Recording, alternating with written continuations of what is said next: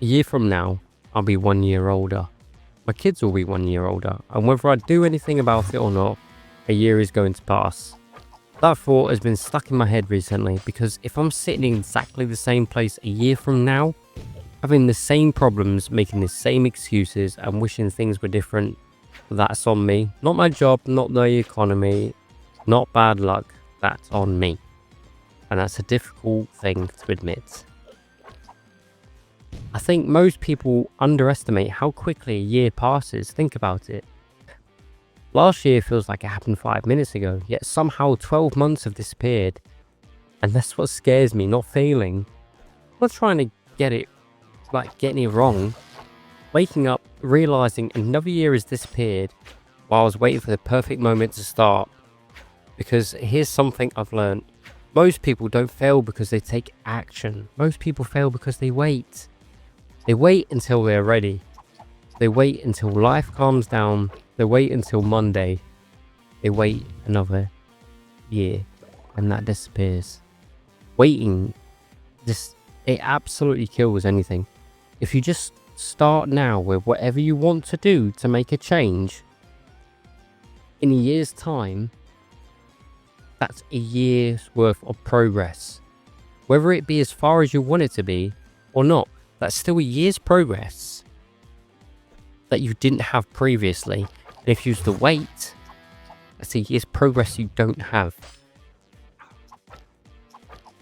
Something else I've realized is that most people think about change completely backwards.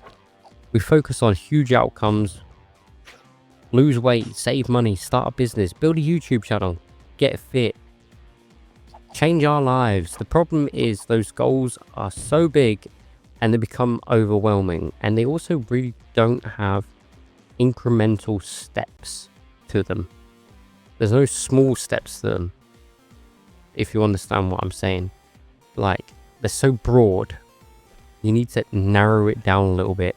Something that will feel like a reward when you do it.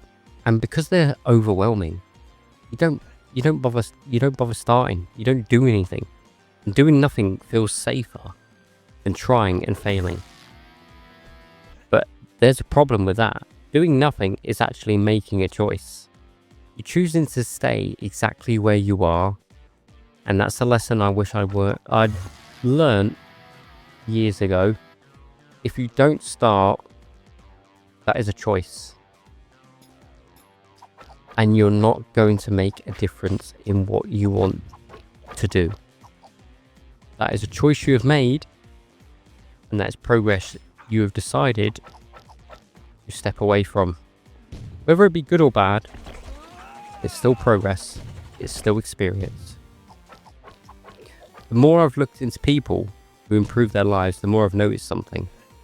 The successful ones rarely focus on outcomes. They focus on a system. A goal says, I want to lose weight. A system says, I'll walk every day. A goal says, I want more money. A system says, I'll save a certain amount each week. A goal says, I want a successful YouTube channel. A system says, I'll upload consistently. One depends on results, the other depends on behavior. And behavior is something you can control, and that is a massive difference. This was probably the biggest lesson I've learned recently. Small improvements look pointless. Walking once doesn't matter. Saving £10 doesn't matter. Reading 10 pages doesn't matter. Uploading one video, it doesn't matter. People forget you're not doing it once. You're doing it hundreds of times. Most people overestimate what they can do in a week, but massively underestimate what they can do in a year. A year is long enough to learn skills, build habits, improve your fitness, improve your finances, get healthier, strengthen relationships you have with people, completely change your direction. But only if you take that step and start. So I've been asking myself a question. if next year is generally going to be different, what actually needs to change? For me, it's not one thing. It's a few key areas. I want to be more present with my kids. I want to be smarter with money.